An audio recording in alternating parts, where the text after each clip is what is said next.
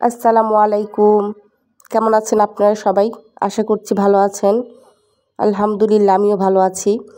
আমার এই চ্যানেলে প্রায় 3 বছর আগে আমি একটি ভিডিও ছেড়েছিলাম যে কলমের কালি কীভাবে উঠাইতে হয়, এবং এটা আমি 100% শিওরভাবেই বলেছিলাম, কারণ আমি এটা দিয়ে ভালো রেজাল্ট পেয়েছিলাম এবং আপনাদের মাঝেও শেয়ার করেছিলাম। তো এই ভিডিও দেখে অনেক ভাইয়া এবং আপুরাই উপকৃত হয়েছেন এবং আমাকে কমেন্টের মাধ্যমে ধন্যবাদও জানিয়েছেন। এর মধ্যে হয়তো 2-1টা ব্যতিক্রম কমেন্ট ছিল, আপনারা আমার ওই ভিডিওতে ঢুকলেই দেখতে পারবেন। তো এখনও আমার এই ভিডিওতে অনেক রিকোয়েস্ট আসে যাতে আমি পুনরায় এই ভিডিওটা আবার করে দেখাই। তো কিছুদিন আগে একটা কমেন্ট আসছে এক আপুর যে কলমের কালি কীভাবে তুলতে হবে আমি যেন করে দেখাই। তো আমি এখানে আমার ছেলের একটা গেঞ্জি নিয়ে নিয়েছি, আর আমি এটা সাদা গেঞ্জি নিয়েছি।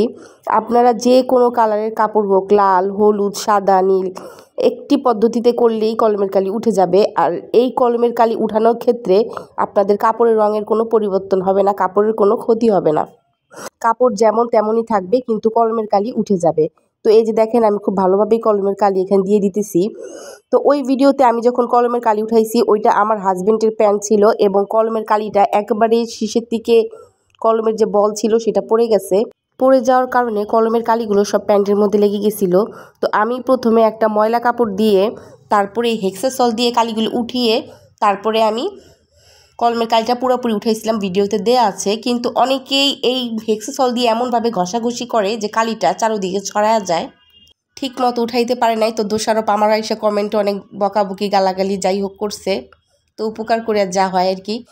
তো এই যে দেখতে পারতেছেন আমি কলমের কালিটার মধ্যে হেক্সাসল দিয়ে একটা পুরাতন গেঞ্জি দিয়ে উঠাইতেছি। এভাবে উঠাইতে হবে, যতবার আমরা হেক্সাসল দিব অন্য একটা পুরাতন কাপড় দিয়ে উপর দিকে উঠিয়ে নিব। এটা দিয়ে কোনো ঘষাঘষি করা যাবে না, ঘষাঘষি করলে এই কালিটা চারোদিকে মেল্ট হয়ে যাবে এবং পুরো ছড়ায় যাবে।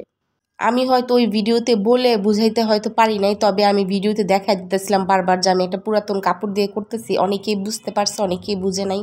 তো যে আপু ভাইয়ারা বুঝতে পারছে তারা আমাকে ভালো ভালোই কমেন্ট করে গেছে। তো এই যে দেখেন অল্প পরিমাণ হেক্সাসল দিয়ে দিয়ে কয়েকবার ঘষা দেওয়ার পরে এভাবে করে দেখেন পরিষ্কার হয়ে গেছে। আর এই যে দেখেন আমি কিন্তু ওইভাবে হাত দিয়ে ঘষি নাই, হাত দিয়ে ঘষলে কিন্তু চারোদিকে কালিটা মেল্ট হয়ে যেত, তারপরে পুরো কালি ছড়া যেত। তখন আপনারা আমাকে দোষারোপ করতে না এসে যে এরকম হইলো কেন, কালি উঠাবো আস্তে আস্তে করে অন্য কাপড়ের সাহায্যে। তো এখন আমি এইটুক কালি কীভাবে উঠাবো সেটা আপনাদের দেখিয়ে দিতেছি।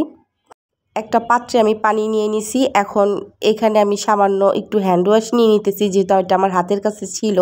আপনারা চাইলে সাবান, ডিটারজেন্ট যে কোনো কিছুই ব্যবহার করতে পারেন, কোনো সমস্যা হবে না। তো একটু পানি নিয়ে ভালোভাবে ঘষে দিতেছি। ভালোভাবে ঘষলেই দেখবেন কালিটা কিন্তু উঠে গেছে, এত বেশি ঘষা লাগে না। যে দেখেন, তো যে জায়গায় একটু আছে সেই জায়গায় একটু দিয়ে আবার ঘষা দিয়ে আপনাদের দেখাইতেছি কীভাবে পরিষ্কার হয়ে যায় খুব দ্রুত। তো এটা খুব সহজ একটা কাজ, অনেকেই এটাকে করতে পারে নাই, তো বিভিন্ন রকম মত প্রকাশ করছে আমার কমেন্টে এসে। তো আপনারা যারা আমার চ্যানেলে সাবস্ক্রাইবার বা ভিউয়ার্স আছেন কমেন্ট গিয়ে একটু চেক করবেন। এই যে দেখেন আমি সামান্য একটু ঘষা দিছি তাই উঠে গেছে, এটা কিন্তু হ্যান্ড ওয়াশ দিয়ে করছি। তো সাবান, ডিটারজেন্ট দিয়ে করলে আরও দ্রুত পরিষ্কার হয়ে যাবে। তো এইভাবে আপনারা যে কোনো কাপড় থেকে কলমের কালি উঠাতে পারবেন।